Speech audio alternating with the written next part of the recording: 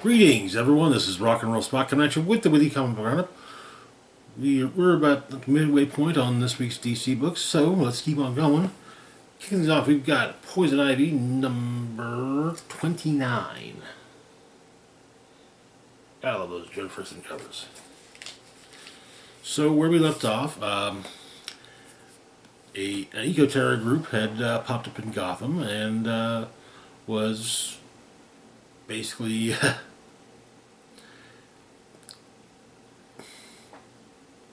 committing acts of eco-terrorism in Ivy's name.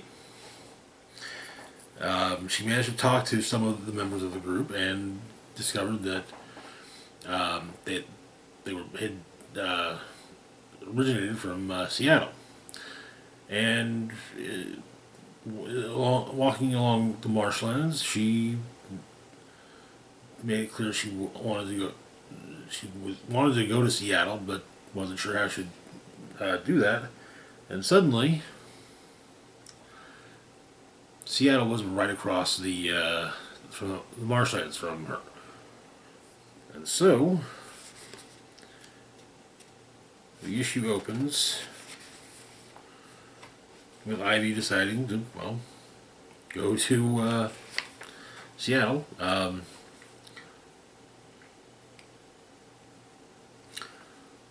She makes a simple disguise and hears about the Green Knight and how apparently the first apostle had heard from the Green Knight, and so, but a rally of the group is busted up by the police, and she makes her presence known, but it means some way of earning her trust to be, and she's taken to the first apostle, and it's unsurprisingly Bella Gardner, former classmate and lover of Ivy, and exactly the person I thought that the also helped Ivy re-merge her two selves during Fear State.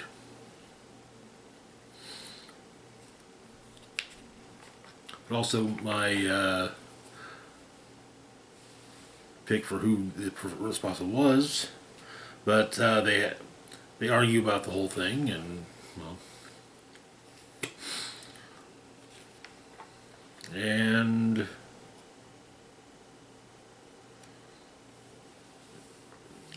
and well, Ivy says that she doesn't want this, and Bella tells her that it doesn't matter what Ivy wants. So,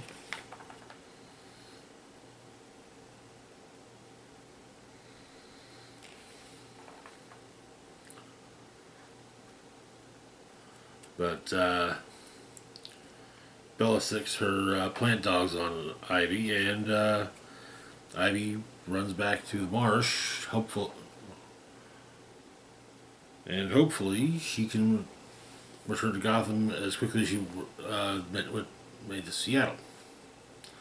But that is where the issue ends.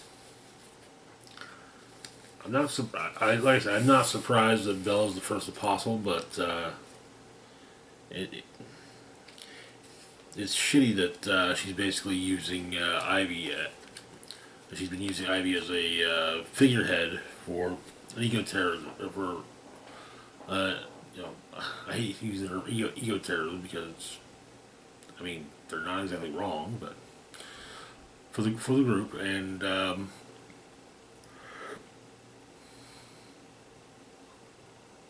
without having consulted Ivy first. But anyways, moving on to our next book for the moment, and our last book for the moment, we've got Two-Face number 2. Yeah. So where we left off, Harvey Dent was prosecuting cases in the White Church, basically a court for the for Gotham's criminal underworld. And he managed to find an assistant, but he's also managed to partition off the Two-Face side of his personality in, well, a mind prison. Which, oh, actually no, it doesn't. But the issue starts years ago in Blackgate Penitentiary with Calendar Man being attacked by Two-Face. But the current case that Two-Face is overseeing is a divorce case for King and Queen of the Royal Flush Gang. Apparently, their prenup allowed for resolution of egregious things with homicide. So Harvey's assistant is looking at the pictures that have apparently shown up. It had never entered into evidence, but not before, after discovery.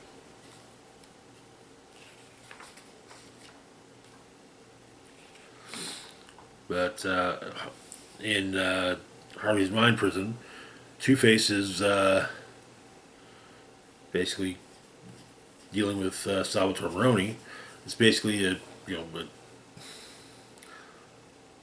how Two-Face,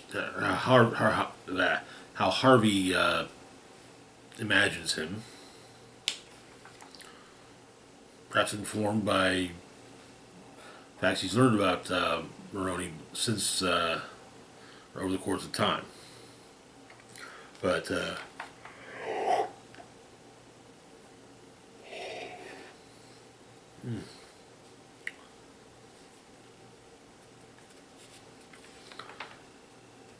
the photos are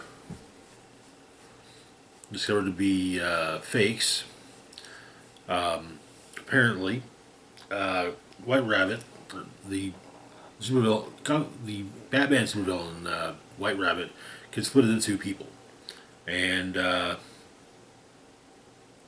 Harvey's noted that over the course of the hearing, Queen's lawyer, his southern drawl slips occasionally. But Harvey's assistant discovered a face mask of King. And it turns out that White Rabbit had, that the lawyers, in fact, false facer, and that false facer is, he impersonated King for the pictures. Of course, the question has to be asked, why do you want to split up the Royal Flush Gang? And that leads to something I neglected to mention earlier, the Shadow Hand. Someone is trying to basically undo all of the work that Harvey's put in on the White Church. And they've got help. White Rabbit, Dye, Doubt, Jaden Hudson, and Falseface. I'm going to guess that the head of the White Church is in fact Two-Face. That it's his Two-Face personality. But good issue. Have to see if my impression is true for the identity of the head of the Shadow Hand. But anyways, that's going to do it for now. We'll find out hopefully in a month about the head of the Shadow Hand. But we'll have to see. Anyways, that's going to do it for now. As always, feel free to like, share, and subscribe. Links to my Facebook, Blue Sky, Instagram, Mastodon, Twitter, Patreon, and PayPal can be found in the description box down below. This is Rock and Roll Spock signing off saying, live long and rock hard.